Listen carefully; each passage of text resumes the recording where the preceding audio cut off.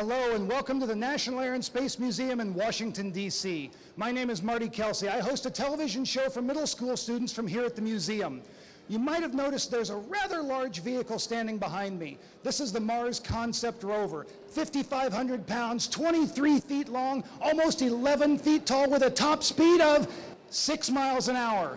This thing is incredible, and I'm really excited about having it in the museum today. I taught for a long, long time, and we've got a lot of young people standing around waiting for the astronaut to come up, and it's really exciting because these guys who are 10, 11, 12 years old are right in that window for the perfect age to maybe be the first person to step foot on Mars. To me, that's incredibly exciting. It is my honor today to introduce our guest, NASA astronaut John McBride, former naval aviator. He flew on STS-41G, piloted the Space Shuttle Challenger, spent over 8 days in space. Please welcome astronaut John McBride.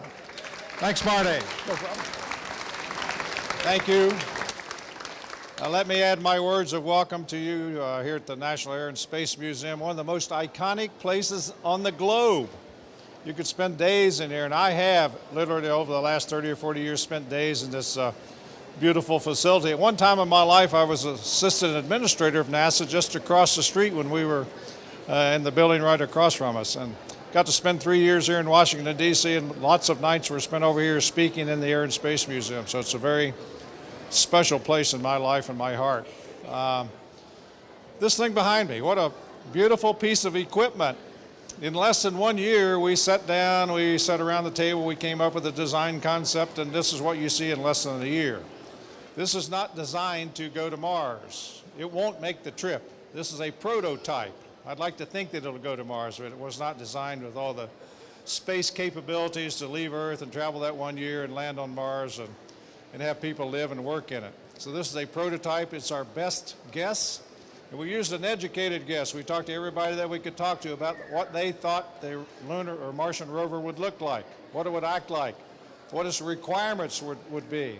So what you see behind me is not the one that will make the trip, but I'll guarantee you that a lot of the features that you see here are real and will be a part of the Martian rover that actually makes that trip. It was designed and built by the Visitor Center at the Kennedy Space Center, so there's no tax dollars, by the way, in this thing. It all comes from the proceeds of the gate receipts that we take in down at Kennedy when you come and visit us. So come and see the Kennedy Space Center and see the Martian rover down there with about 2 days more of activities that you can visit and witness at the Kennedy Visitor Complex in Florida. So make sure you do that. It'll be well worth your time. I started off in the great state of West Virginia right next door, born and raised over there, and was a West Virginia mountaineer. Got to go down to Houston in the very first class of space shuttle astronauts. All the guys that came before me were those older guys. Look at me now. But back in 1978, when I came aboard in the very first class, the only people who had flown before us were the Mercury, Gemini, and Apollo astronauts. So we were the very first class of people picked and chosen to fly this brand new thing we called Space Shuttle.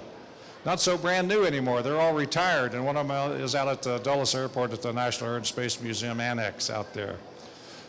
So it's been a wonderful career for me to be in that very first class, and we had 35 of us. There were 15 like myself who are pilots, who were all test pilots, and 10 of us came from the Navy and 5 from the Air Force. The other 20 in my class are a new category of astronauts that NASA had ever had before. They're called mission specialists, including Sally Ride was in my class, our first American woman. Guy Bluford, our first African American, was in my class to fly in space. Ellison Onizuka was our first Japanese American to fly in space. So first mountaineer right here. So it really was a unique group of people that NASA assembled in 1978 to be the first cadre, I say, of astronauts to fly that brand new vehicle called Space Shuttle. And we built 5 space shuttles. The first one we built was called Enterprise. It was on display out at the Air and Space Museum for many years. It's now on the Intrepid up in the Hudson River in New York City.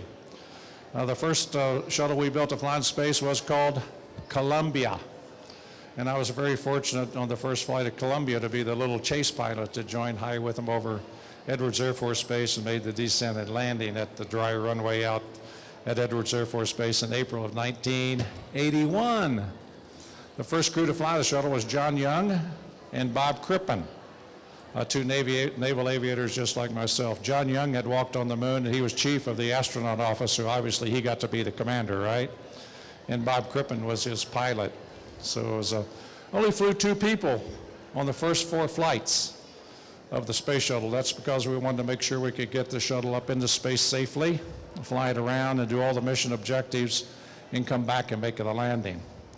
So I was there on the first one, and we flew 2 people on the first 4. Then we got a little larger. We flew 4 people. Then we flew 5. Then we flew 6. And I took the first crew of 7 on the 13th flight of the space shuttle. We always wanted to get to 7 people because we felt that was the maximum, most efficient crew size, to have 7 people on board the space shuttle to do all the experiments. 2 of us were pilots. NASA thought we still needed pilots, right, to get this thing up there and fly it around and take care of it and bring it back and land it. But the other members of our crews, up to 5, were what we call the mission specialists, and they're the men and women who did all the spacewalks.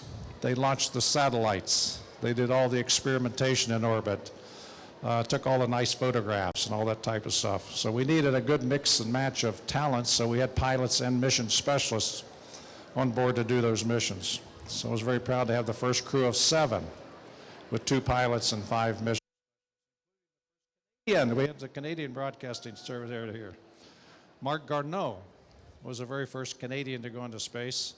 And alongside him was the first Australian. Any Aussies here today? Paul Scully Power was the very first Australian, and it was my joy to fly with the first Australian and the first Canadian into space. We were the 13th flight of the space shuttle on board the Challenger. We spent 8.5 days in orbit. I don't know if you realize it or not, but we do circle the Earth every 90 minutes in space. Every hour and a half we go completely around the globe. And to do that, you've got to be traveling about 16,000 miles per hour, closer to 17,000 miles per hour, which means I'm traveling over the Earth at about 6 miles every second. Every second I travel 6 miles. I'll travel across the United States in about 12 minutes, across the Atlantic in about 12 minutes, from London to Mumbai in about 12 or 14 minutes. So totally around the Earth every 90. And the beautiful thing that happens is while you're in space circling the Earth in a fixed position, you don't change anything in the shuttle. What's changing as you go around? Earth is rotating underneath us, right? Makes one rotation every day. So as I circle the Earth every 90 minutes, it's turned about 1,500 miles underneath me. So I don't see the same part of the Earth every time I go around it. I see a different part of the Earth that's just turning underneath me as I circle it. So you put all these, for you youngsters, put all these things together. The excitement of an 8-minute launch, where from the time we start our engines on the pad in Kennedy until we're in space, is only 8.5 minutes. From 0 miles per hour to almost 18,000 miles an hour in 8.5 minutes. Then I'm traveling around the Earth every hour and a half. And as I travel around the Earth, a wonderful phenomenon happens. I'm traveling around the Earth between the sun up here and the Earth, so I'm in daylight for 45 minutes. Then I have a sunset. I go behind the Earth into darkness for 45 minutes. Then I have another sunrise, 45 minutes of daylight and sunset. So as I circle the Earth 16 times every 24 hours, I have 16 sunrises and 16 sunsets. And the beauty of the Earth at day and night is spectacular. Obviously, when you're daytime, you can see all the land masses, all the continents. When I'm flying down the middle of the Mississippi, I can look west and see California and the Pacific. I can look east and see New York and the Atlantic, and the Gulf of Mexico straight ahead. So you can see essentially 1,500 miles in all directions. At night, it's a panoramic view of a different nature, because when you're on the backside of the Earth, you can't see the sun, you're in darkness, but you can see the outline of all the countries and the shorelines with all the lights of the cities. So when I'm flying over the middle of the United States, I can see all the lights. You can see the Atlantic Ocean because of the definition of the lights along the Atlantic coast. And you can see the Pacific coast by the definition of all the lights in California, Oregon, and New York. When you're east of the Mississippi over this part of the world, You can look down, and everything's lit up in the whole United States except one little dark place right here in the eastern part of and what is that?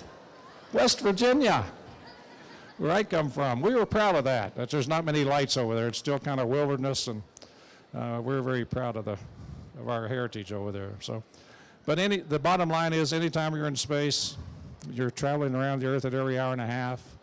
Get to see different parts of the Earth each and every time you go around because you're not covering the same ground.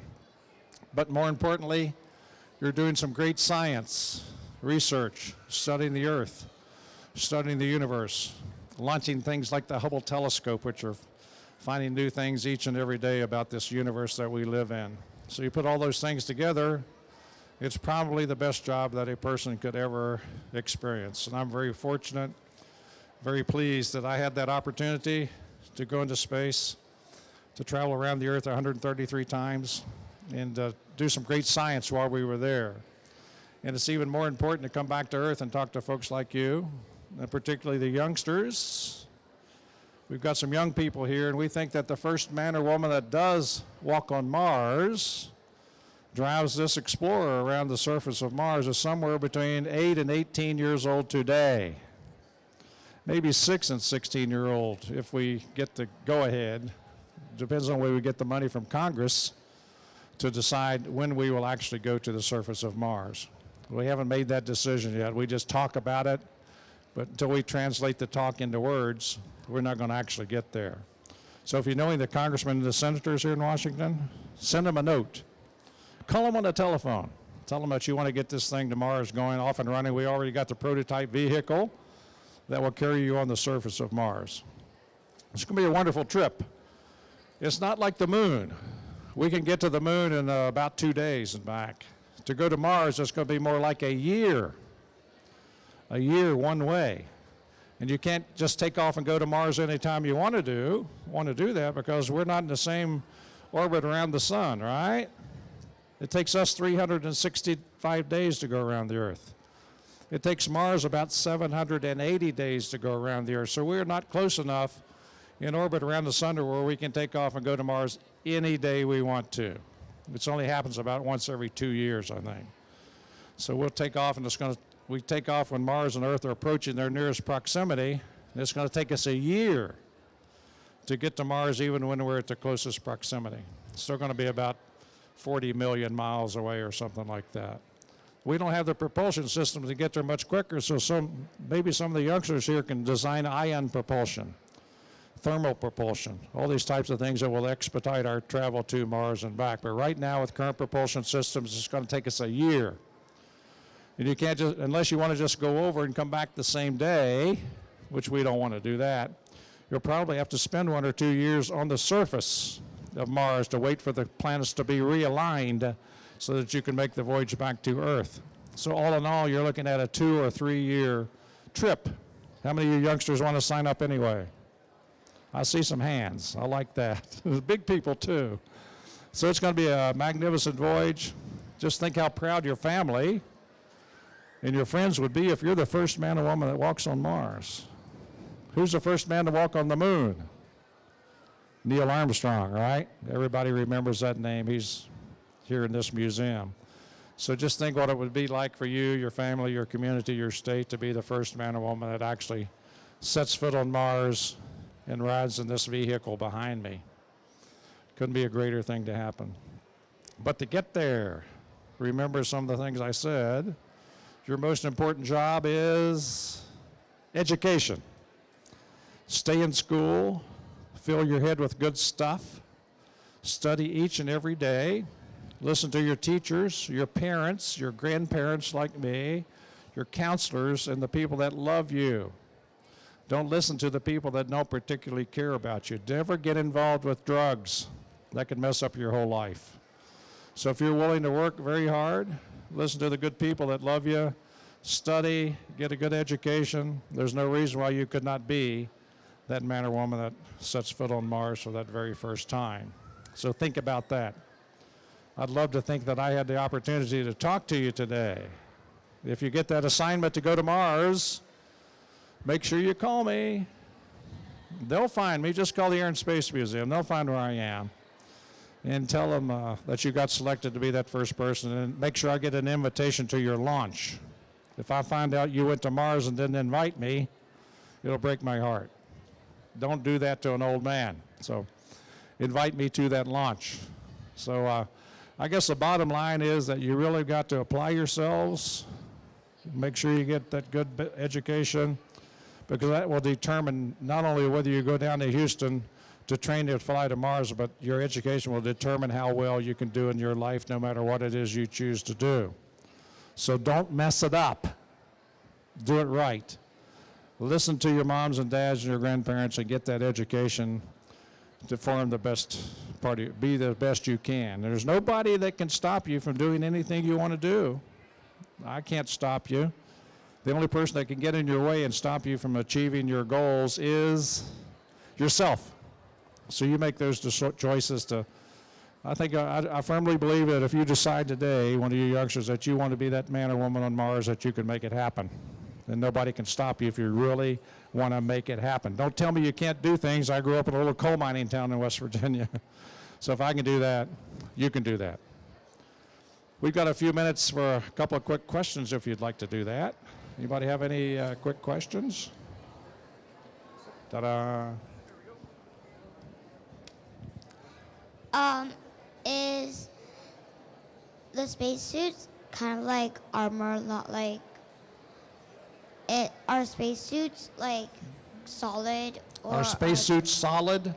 Spacesuits are going to be very complicated for a Mars mission. They're probably going to have about 8 or 9 layers of material to protect you, keep you pressurized, keep you heated and cooled, keep your breathing air circulating, circulate a little water to heat you up and cool you down. So that suit is probably going to weigh maybe 300 Earth pounds on Mars. Mars is 1/3 gravity. If you weigh 180 pounds here on Earth, you're going to weigh 60 pounds on Mars. So your spacesuit, even though it may weigh 90 pounds, will feel like it weighs 30 pounds. So it's not as cumbersome. But you need to protect yourself. So that spacesuit will be very thick with a helmet, obviously, to protect you, provide you breathing air. Martian environment is not very friendly. It's a beautiful planet, but it's not very friendly. Most of the atmosphere is very thin, and it's about 97% carbon dioxide. So you can't just jump out of your spacecraft and start breathing and living on the surface of Mars without a suit to protect you, or an environment like we have us behind here, the Martian rover. So it's going to be quite a trip, and I think it'd be well worth your time to study and prepare to go do it. Anything else? John, what were you doing before you became an astronaut? Most of the astronauts, well, traditionally up until our class, were all military pilots, test pilots like myself. I came from the Navy. I was a test pilot in the United States Navy. There were 15 of us who were pilots with all the test pilot background. I foresee maybe in the future of space travel that we may not need as many pilots as we're using today, because most people will be operators. We're not going to need flying capability to launch and land the futuristic spacecraft, so you'll be more of an operator than you will be a pilot. Tell us about getting the phone call to find out that you had become an astronaut. That's a good story. Now, NASA had about 8,000 serious candidates that they looked at to be selected for the astronaut program. And then when they got down to the final 8,000, they studied for about a year to thin them down to from 8,000 to 200 that they looked at pretty seriously. And out of that final 200, they would invite 15 or 20 down to the Houston Johnson Space Center for a week-long interview process. They get into your head, into your body. They knew more about me physically and psychologically than I knew about myself. You want to ask? So after that 1 week with 10 or 15 people each out of that final 200, it took about 6 months for NASA to finally say, here they are, here's the 35 out of that final 200. So I felt, good English word is blessed, to have been chosen in that very first class with some super folks. And like I said, that all 35 of us got to fly at least one mission, and most 2 or more. So obviously the selection process that we went through worked pretty well. Can you tell us what it's like inside this rover? This rover is very, I bet you don't realize it, but it comes apart. It's 2 pieces. These first front 4 wheels will separate from the back 2 wheels, and that will go out and explore the surface of Mars and bring back Martian samples back to the laboratory, redock back in and join with the laboratory, and then they can transfer the material from the front cockpit to the laboratory. And once they're back together, then they can live in both parts of this Martian rover. So it's in 2 pieces. I don't know whether you realize that or not. So it separates so that you can go out and do the Martian exploration and come back and dock again. There'll be probably 4 people that live and work and eat and sleep inside this vehicle when they're on the surface of Mars.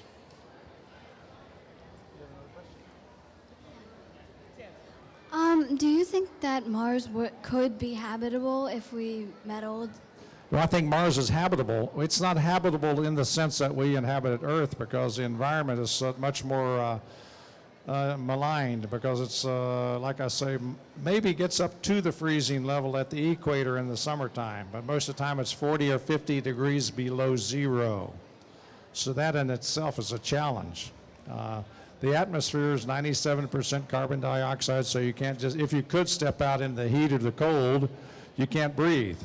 You could maybe take one big breath, that'd be it. Bye-bye.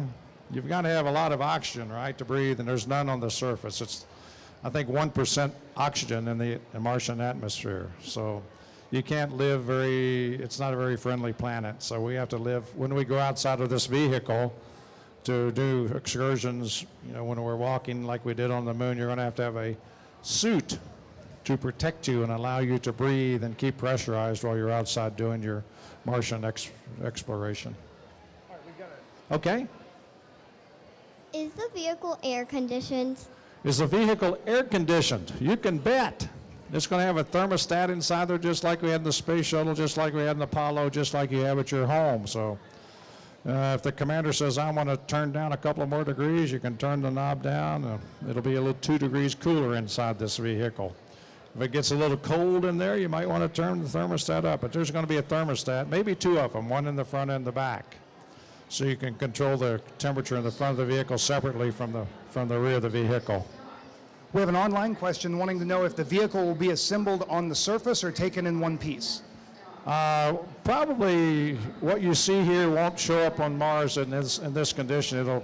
Most of the things that we sent to the moon were collapsible, and you took the pieces and folded them out and put them together. So I envision that this thing won't look very much like this as it leaves Earth.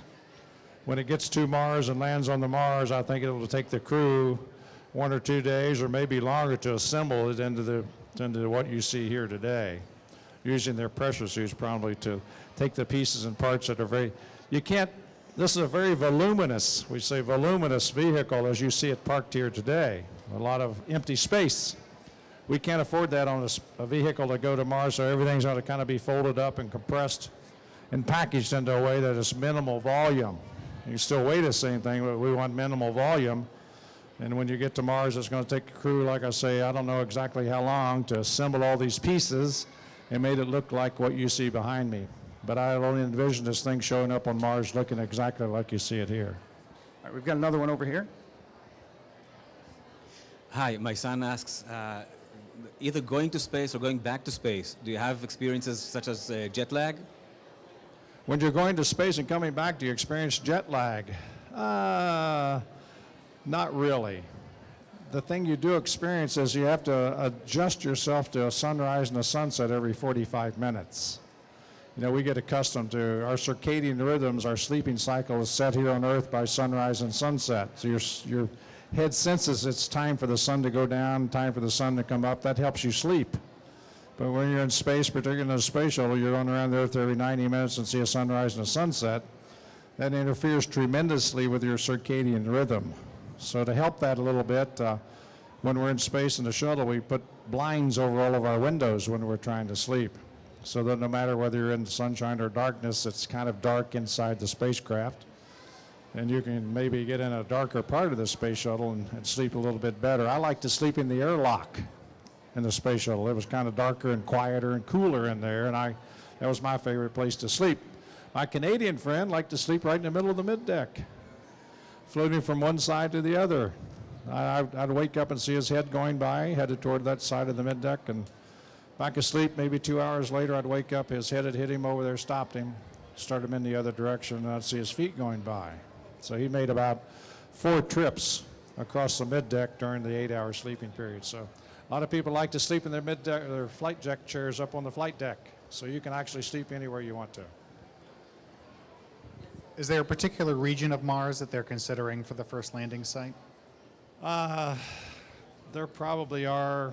We want to kind of stay out of the mountainous areas. Obviously, you don't want to try to land this thing in the mountains. So there are probably 3 or 4. And once again, I think it'll depend on when we leave and the orientation of the 2 planets at that time. So yeah, there's probably, I don't know what they are, but they probably have 8 or 10 or more designated potential landing sites. And they'll probably, as we get closer to launch, finalize that choice.